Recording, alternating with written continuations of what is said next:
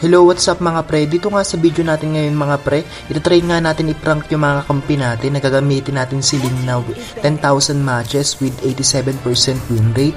Kaso nga lang mga pre, hindi kasi sila nag-react. Putang ina, nakakasama ng loob. Tinape ko nga ulit mga pre yung tinape natin kanina, kaso nga lang mga pre, hindi talaga sila nag-react. Possible na ito pre, napanood din nila ito sa mga TikTok or di kaya sa Facebook, kahit hindi sila nagkaroon ng reaction. Gago! So yun nga mga pre, nagsimula na nga yung game at balak natin unahin yung blue buff para makapag-rotate na agad tayo sa golden ng kakampi natin. Paano masabi? Dito nga mga pre, patapos na nga natin makuha yung blue buff at nag-level 4 na nga agad tayo. So napansin ko guys, low health na yung Aldous kaya pinatay na natin agad. Dito nga mga pre, bala ko sanang kunin yung tutubi ng kalaban at andun din pala yung Rom Hellcurt nila and napansin ko din yung mage nila sa mid na papunta na rin sa akin. So napilitan ako guys na mag-ulti na lang din para makatakas na agad. Pangina, nakakasama ng loob.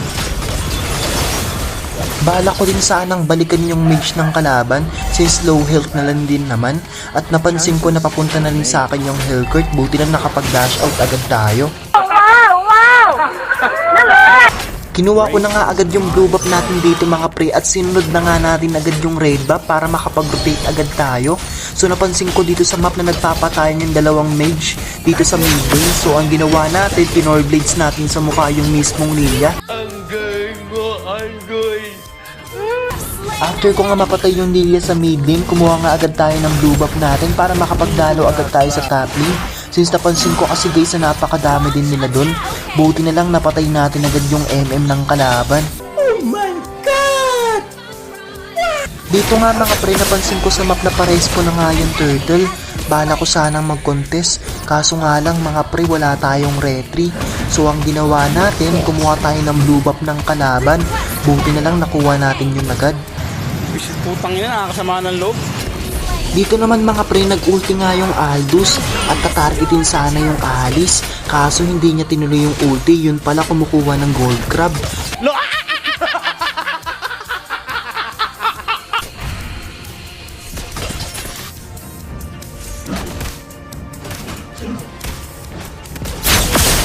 White as a swallow.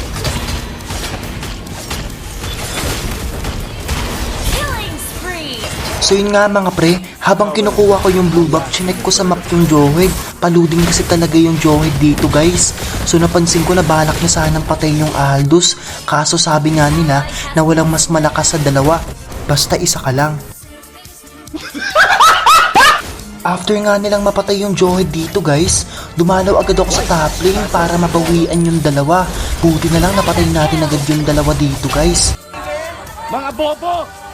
Mga bobo! Ito naman sa video mga guys, napansin namin na magko-contest yung kalaban namin sa Lord. Buti na lang nakuha pa namin yung Lord. Dito nga mga pre, pumunta nga agad tayo sa blue buff ng kalaban. Buti na lang naagawan natin yung kalaban ng blue buff. Pagkatapos nga dun mga pre, dumiretso nga agad tayo sa top lane. Napansin kasi natin sa map si Mia. Ngayon guys, pinol blades natin ito sa muka at napatay natin.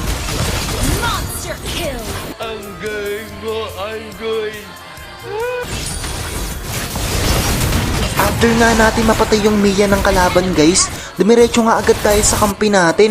Napansin ko kasi dito guys na nagpapatayan sila dito. Panoorin nyo guys yung montage natin dito.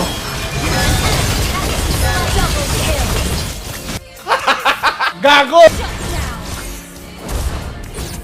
Dito nga mga pre, napansin ko na sumisego yung Aldous nila sa bot lane at sinundan natin yun agad para hindi na makatakas. So dito guys, gumamit na ng ulti yung Aldous para makatakas lang at hinabol natin to guys. Muntik na nga makatakas pero hinabol pa rin natin at napatay pa nga natin dito yung Aldous at nag-godlag pa nga tayo.